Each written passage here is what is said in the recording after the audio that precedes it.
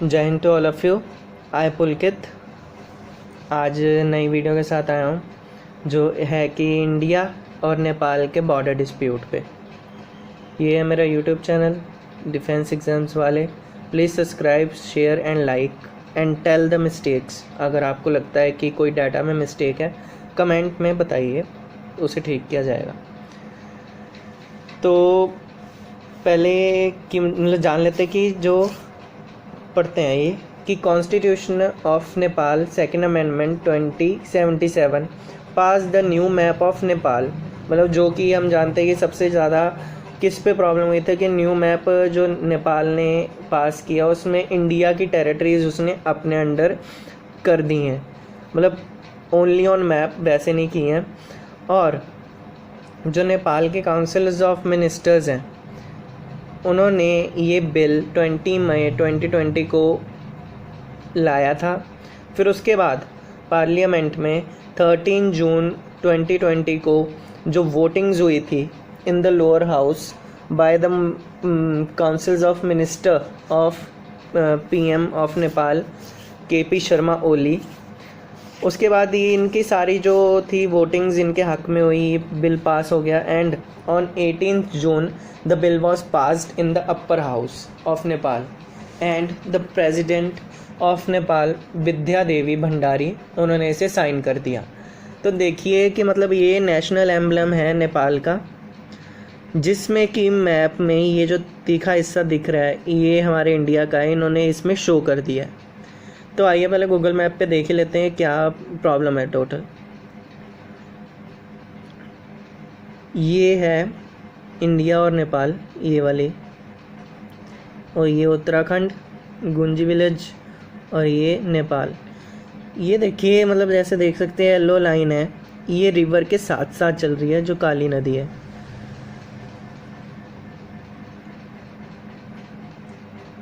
ये देखिए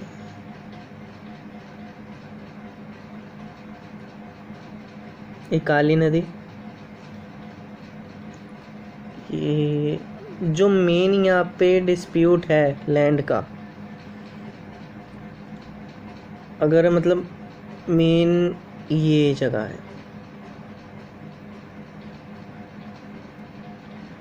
ये आप जैसे देख सकते हैं कि मतलब एक ये मोटी रिवर है और ये वाली पतली।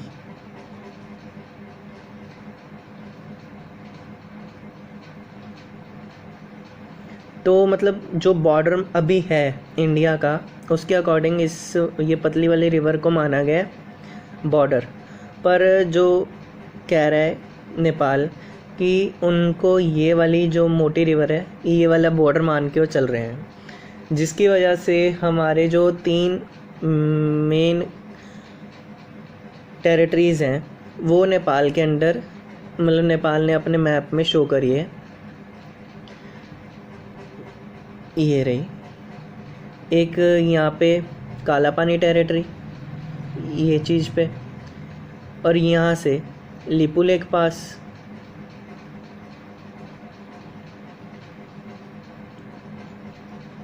और यहाँ पे लिम्पियाधुरा, ये चीज़ ये जगह पे। चलो वापस आते हैं। तो इन्होंने ये अपने नेशनल एम्बलम में दिखा दिया। उसके बाद मतलब जो इस चीज़ का ओरिजिन है कि कहाँ से ये हुई है, क्या था इसका मामला, देखते हैं।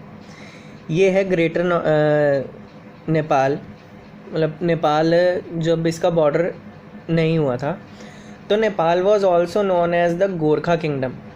जो इसका राजा था वो मतलब पावरफुल माना गया था और वो अपने किंगडम को बहुत ही ज़्यादा तेज़ी से फैला रहा था। जैसे कि आप ये देख सकते हैं, ये जो इसका लास्ट किंगडम था वो हमारे हिमाचल तक आ चुका था। हिमाचल तक आने के बाद ब्रिटिशर्स जो थे ईस्ट इंडिया कंपनी के, उन्होंने बोला कि मतलब इसके कहीं ना कहीं इसका जो एम्पायर है इसको रोकना पड़ेगा। उसके बाद क्या हुआ ब्रिटिशर्स ने कहा कि इनके साथ वॉर करनी है, तो वॉर हुई और उस वॉर को कहा जाता है एंग्लो नेपलीज वॉर। 1814 से लेके 1816 तक हुई, जिसके अंदर जो वॉर के बाद है ट्रीटी ऑफ सुगौली हुई, जिसमें कि शो करते हैं कि जो नेपाल ने सरेंडर किया तब ट्रीटी ऑफ सुगौली हुई नेपाल और ईस्ट इंडिया कंपनी के बीच, या कह सकते हैं गोरखा किंगडम और ईस्ट इंडिया कंपनी के बीच। तो जिसके बाद उनसे ये ग्रे कलर में जो दिख रही है टेरिटरीज, ये उनसे ले ली गई थी और ये सिर्फ वाइट वाला पोर्शन ही इनके पास बचा था। यहाँ पे डिवाइड हुआ था काला पानी रिवर, काला पानी जो है ये महानदी।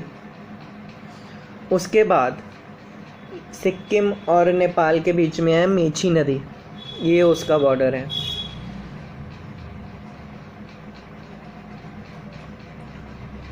और ये सारी ट्रीटी ऑफ सुगौली होने के बाद जो मैप है ये रहा, ये इतना छोटा नेपाल रह गया था। ये देखिए काली नदी और यहाँ से मेची नदी है। अब the treaty of Sugauli was done between the Gorkha kingdom of Nepal and east India company after the Anglo Nepalese war of 1814 and 1816. This treaty was done as Gorkha kingdom surrender before the east India company. और ये मार्च 4 को 1816 को ये treaty signed हुई थी, जिसके दौरान Gorkha kingdoms की तरफ से थे राजगुरु गजराज मिश्रा विद चंद्रशेखर उपाध्याय, और इंडियन गवर्नमेंट यानी कि ईस्ट इंडियन गवर्नमेंट की तरफ से थे पैरिश ब्रैडशॉ। ये उस टाइम के गवर्नर थे, गवर्नर जनरल। और ये रही मतलब जो कह सकते हैं जिस पे अब मुद्दा भड़का है इतने सालों बाद। पहले पढ़ लेते हैं। The new map of Nepal shows the Indian area of Limpiyadhura, Lipulekh and Kalapani, जैसे कि मैं आपको दिखाया था।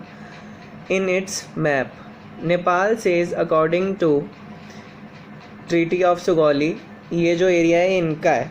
और इन्होंने 1950 में, जो दूसरा रीज़न है, नेपाल ने 1950s में इंडियन ट्रूप्स को अपनी मूवमेंट के लिए इस एरिया में परमिशन दी थी for a particular time. But time के बाद भी हमारी जो इंडियन ट्रूप्स हैं वहाँ पे हैं और वापस नहीं आए, ये कह रहे हैं, इनका कहना ऐसा है। और थर्ड डिस्प्यूट तब बढ़ा जब जो ये रास्ता देख रहे हैं हम, इट इज़ मतलब लिपुलेख पास जो है चाइना तिब्बत और इंडिया को कनेक्ट करता है। तो मतलब ये पास इसलिए बनाया गया है ताकि जो कैलाश मानसरोवर की यात्रा के लिए सिक्किम से लोग घूम के जाते थे लॉन्ग डिस्टेंस कवर करके, अब वो सीधा यहाँ से लिपुलेख पास से तिब्बत में एंटर हो सकते हैं। पर जो नेपाल है वो कह रहा है कि ये हमसे बिना पूछे बनाया गया और हमारी टेरिटरी में बनाया गया, जो ऐसा बिल्कुल गलत है। पर कहीं ना कहीं मतलब being a good neighbouring country जो है नेपाल में, कहीं ना कहीं हमारी कंट्री को भी इससे पूछना चाहिए था, मतलब ताकि ऐसा होता ही ना, क्योंकि बहुत अच्छे रिलेशंस हैं हमारी कंट्री में। बिना वीज़ा के आना जाना है रोज़। किसी का यहाँ पे घर है, मतलब किसी के मतलब बहू बेटियाँ वहाँ से हैं, काम यहाँ चलता है। तो कहीं ना कहीं मतलब दोनों कंट्रीज़ में ये फॉल्ट रहा है। और उसके बाद जो मेन है, कई कह रहे हैं कि चाइना का इसमें बहुत इन्फ्लुएंस है। ऐसा कुछ नहीं है, चाइना का कोई इन्फ्लुएंस नहीं, क्योंकि 4 साल पहले एक मीमो में इलेक्शन में उन्होंने बताया था कि जो इन्होंने भी प्रोटेस्ट किया है अगेंस्ट द चाइनीज़ गवर्नमेंट, जो नेपाल की काफ़ी टेरिटरीज़ पे एंक्रोचमेंट कर रही है, मतलब अपने अंडर ले रही है।